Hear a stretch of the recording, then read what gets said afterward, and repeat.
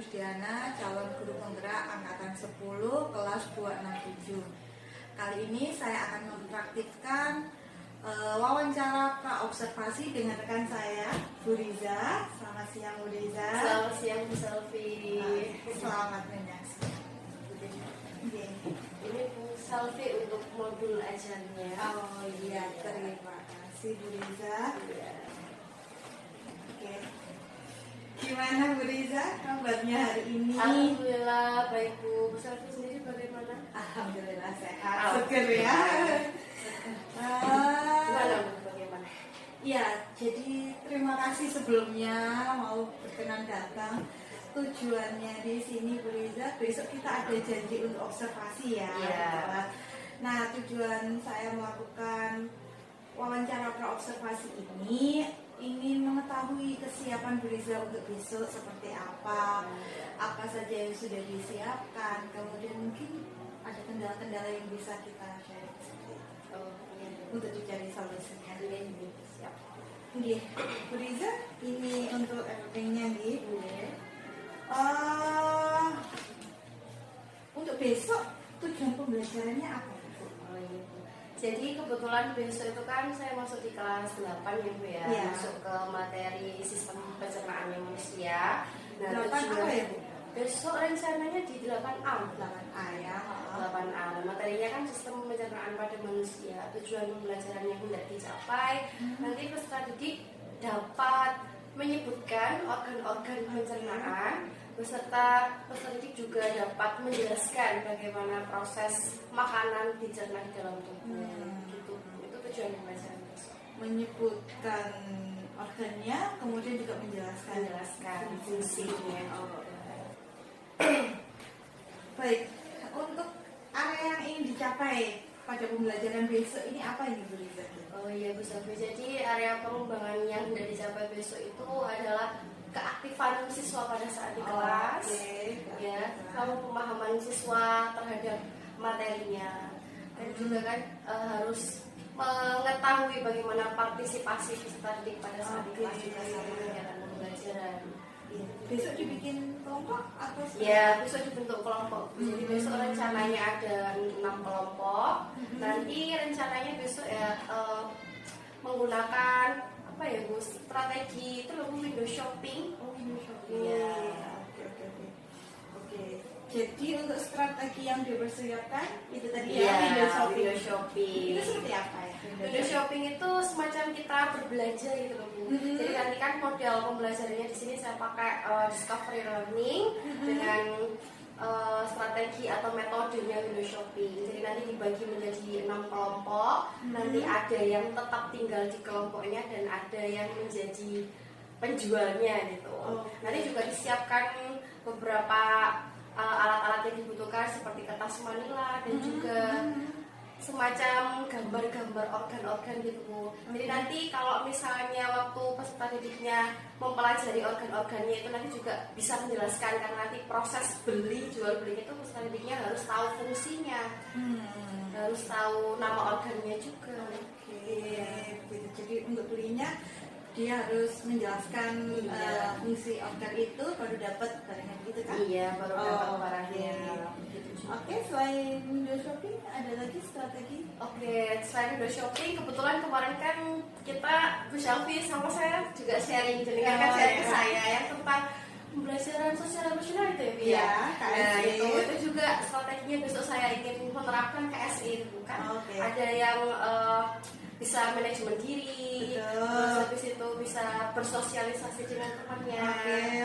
Dan salah satunya itu juga dua itu ya, manajemen diri dan sosialisasi manajemen sosial begitu ya, manajemen sosial. Iya. Iya Bu. Terus itu lagi Bu, saya lupa, maaf. Strategi pembelajaran besok itu juga rencananya saya juga menerapkan pembelajaran berdiferensiasi Bu. Jadi kan window shopping itu kebetulan bisa mencakup pembelajaran berdiferensiasi, mengakomodir seluruh kebutuhan peserta didik. Jadi kan berbelanja itu yang bisa kinestetik, yang menjelaskan itu bisa auditori, nanti gambar-gambarnya bisa visual. Berarti masuk di situ. Iya. Saya sepakat sih, diferensiasi itu memang nggak harus yang apa gitu, tapi boleh ditempel ditempelkan di dalam pembelajaran itu seperti itu. Itu ilmu yang baru yang saya dapatkan juga kemarin ada bagian.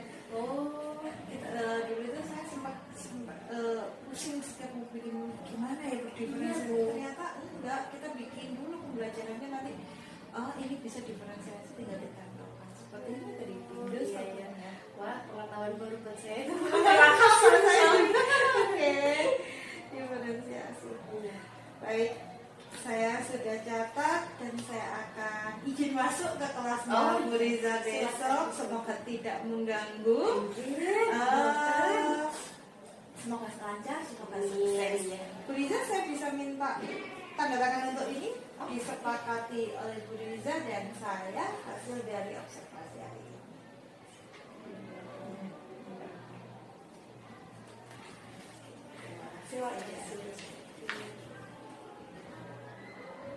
Terima kasih banyak waktunya, semoga lancar. Amin. Sehat-sehat ya Bu Riza. Iya Bu.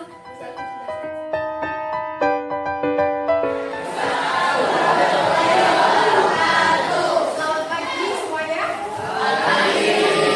Bisa absen dulu. Gimana kabarnya hari ini? Baik. Sesuai dengan hatinya juga baik-baik saja. Hari ini tanggal 10 apa yang bisa besok karena izin yang sakit juga ada. Kemarin kita sudah belajar tentang apa sih kan? Kalori, terus apa lagi? Vitamin, mineral. Itu adalah nutrisi yang harus masuk ke dalam tubuh kalian karena nutrisi-nutrisi tersebut dibutuhkan untuk segala proses yang ada di dalam tubuh. Nah, sekarang coba diperhatikan dulu video.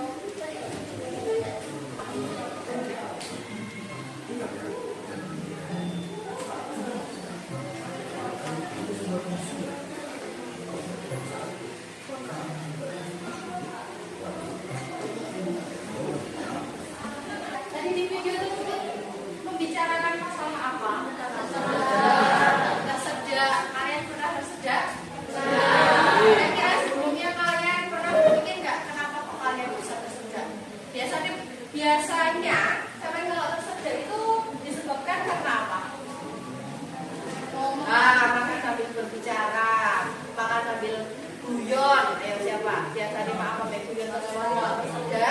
Nah, bagaimana kok bisa terjadi proses tersedia atau bagaimana kok bisa kita itu tersedia saat makan sambil berbicara? Nah, itu berhubungan dengan apa yang akan kita pelajari di sistem-sistem pencernaan. Ini terkait dengan sistem pencernaan. Jadi tujuan kita belajar pada hari ini adalah nanti kita akan dapat menyebutkan apa saja sih organ-organ pencernaan pada sistem pencernaan itu dan juga bagaimana proses makanan itu dicerna. Mungkin dulu di SD sampai sudah pernah mendengar istilah pencernaan makanan. Sekarang kalau ingat lagi dulu waktu SD, kalau mendengar kata pencernaan, kamu ingatnya tentang apa? Organ-organnya dulu di SD sudah pernah apa-apa, Rel? Nah, usus, lambung. Nah, kita akan kembali mengingat lagi. Oke, kasih jualan umum kalian. Nanti kan kalian akan dibagi menjadi ada berapa kelompok ini? 5 ya? Nah, ada 5 kelompok. Tugasnya untuk setiap masing-masing kelompok nanti silakan membeli jualan umumnya. Yang jualan ini nanti siapa? Yang jualan adalah masing-masing ketua kelompok yang sudah dipilih. Karena ada 5, berarti nanti kan yang kayaknya ada 3 yang dijual bareng ya. Berarti nanti yang ini ada 2 dan yang satunya ada 1 yang jualan. Kalau kita membeli sesuatu berarti kita butuh apa? Uang. Nah, uangnya apa? Uangnya adalah kalian harus menyebutkan fungsi dari atau apa namanya nama-nama dari segala hal yang berhubungan dengan sistem pencernaan makanan.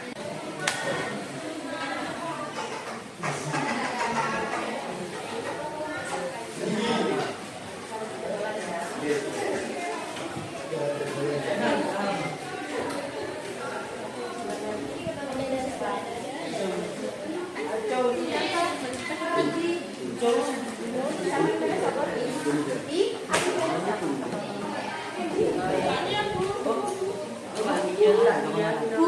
Halamannya 40 ya, emang 40 ya? Apanya? 8. Iya.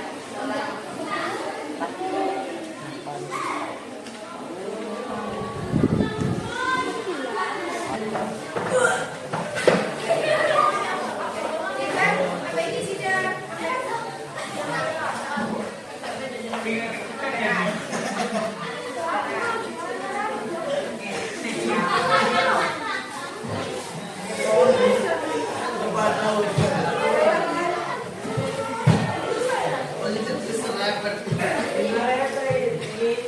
Oke, udah ya. Bisa dibaca dulu tanggal kerja peserta didiknya. Bisa dibaca dulu. Ada organ, ada nama organ, sama ada kelenjar maupun peristiwa-peristiwa yang terjadi di organ-organ tersebut. Nah, cek. Nanti ini kan ada benda. Satu, dua, tiga, ya. Yang satunya dari laki-laki sama perempuan yang sebelah. Jangan ada satu. Ya, tak bagi. Sijan sama Jana. Jangan sampai Aurel. Wes salah. Terus Liza sama Kaila. Nanti salah. Terus Safian nanti yang jualan kelenjar. Terus Jamil yang jual nama-nama organnya. Sudah? Sekarang dengarkan. Itu kan ada kata semangat juga. Nanti tugas dari Samian secara bergantian silakan menuju ke standnya mereka bertiga. Belinya tadi pakai apa? Samian bisa membeli organ di Johan sama di Aurel. Misal mau beli organ hati, nanti Johan sama Aurel menagih uangnya mana? Misalkan harus menyebutkan apa itu fungsi hati. Paham nggak? Ya, fungsinya atau di hati itu ada apa? Terus misalnya Samian mau membeli lagi di Dana. Di Dana itu kan ada kerenjang-kerenjangnya. Dana saya mau beli enzim lipase. Jadi Dana jawab, bayarkan di uangnya mana? Satu menyebutkan enzim lipase fungsinya adalah untuk memecah lemak menjadi asam lemak. Nanti baru dikasih Dana enzim lipase, tulisan enzim lipase. Paham nggak kan? Nah, nanti apa nih? Belum ada. Semua kelompok harus membeli. Kenapa? Karena ini nanti organ, nama organ sama kelenjarnya harus ditempel di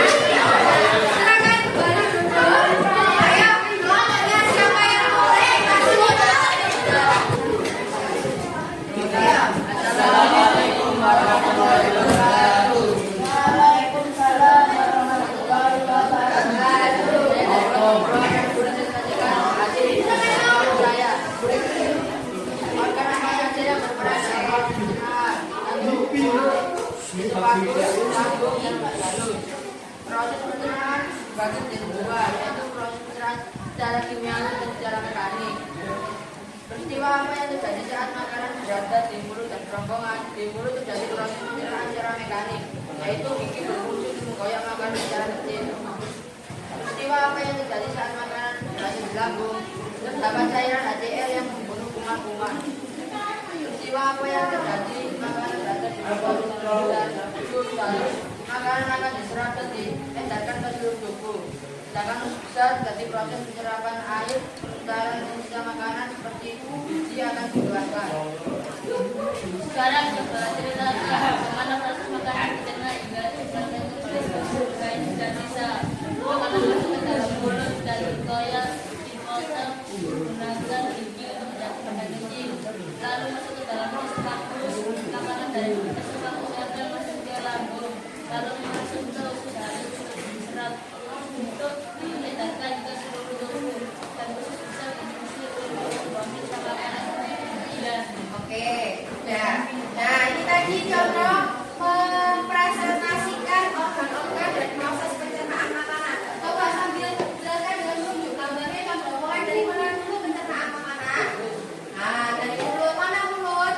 Oke, habis dari mulut, kemudian kerongkongan, habis dari kerongkongan ke lambung, habis ke lambung ke usus halus, habis dari usus halus ke usus besar. Yang terakhir anus, atau di atas anus itu ada yang namanya rektum. Setuju dengan jawabannya, Condro? Oke, jawabannya sama semua. Oke, beri tepuk tangan buat kelompoknya. Oke, sudah ya. Coba kita ulas kembali. Sistem pencernaan. Jadi sistem pencernaan dia yang bertanggung jawab untuk mencerna makanan. Makanan yang masuk ke dalam perutnya kalian kan akan diserap sesuai dengan kebutuhan tubuh. Nah, yang tidak digunakan oleh tubuh nanti dikeluarkan lagi melalui apa? Nah, melalui anus. Nanti kalau yang digunakan berarti diserap tubuh. Jadi kalau hati, pankreas, tubuh itu hanya memproduksi enzim-enzim saja. Terus ada apa saja tadi? Nah, ini ada mulut, kerongkongan, ya. Ini terus habis itu, nah ini tadi di mulut ada gigi, ada lidah, dan pastinya ada ludah. Ludah berarti menghasilkan apa? Air liur, air untuk apa namanya merasanya sampai bisa merasakan rasa pahit, asin, manis itu juga karena air liur. Tapi di air liur juga ada yang namanya enzim aktase. Beli ke tempatnya Sofian namanya. Terus ada kerongkongan atau esophagus. Ini ada gerak peristalsis atau gerak peristaltik. Ada yang bilang gerak peristaltik ini adalah gerak remas-remas makanan biar makanannya menjadi lebih. Sudah sampai di sini ada yang bertanya? Sudah paham organ-organ pada sistem pencernaan? Oke, bagus ya. Jadi besok kita ketemu lagi. Besok kita bahas apa namanya?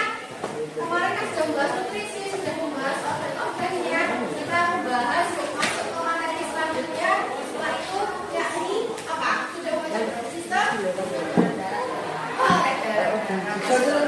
Segala sistem yang ada di dalam tubuh itu saling berhubungan satu sama lain. Itu akan kita pelajari pada bab 2 kali ini. Sudah? Jadi itu saja yang bisa saya sampaikan pada hari ini. Kurang lebihnya mohon maaf. Sekian. Assalamualaikum warahmatullahi wabarakatuh.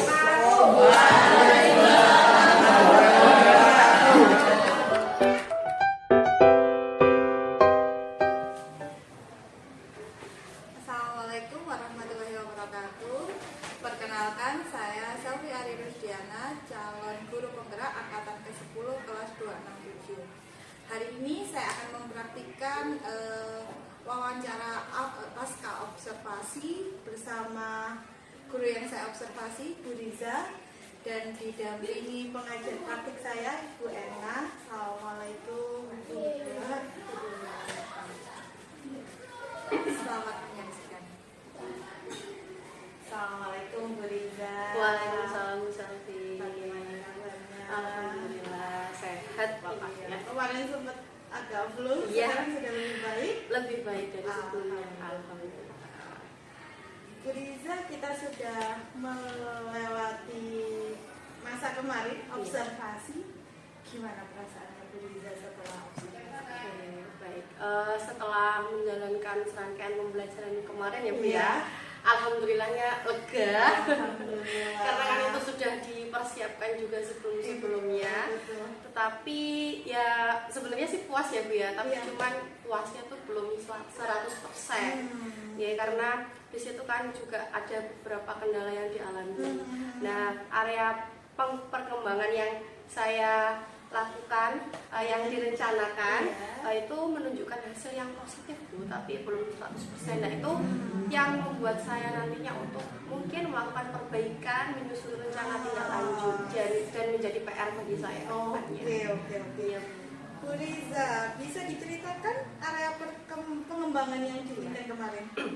Iya, untuk area pengembangan yang diinginkan kemarin adalah keaktifan dari peserta didik dan juga pengetahuan tentang, kebetulan kemarin kan materinya sistem pencernaan pada manusia ya Bu ya. Jadi kemarin pengetahuan tentang organ-organ pencernaan, fungsinya dan juga proses makanan itu dicerna.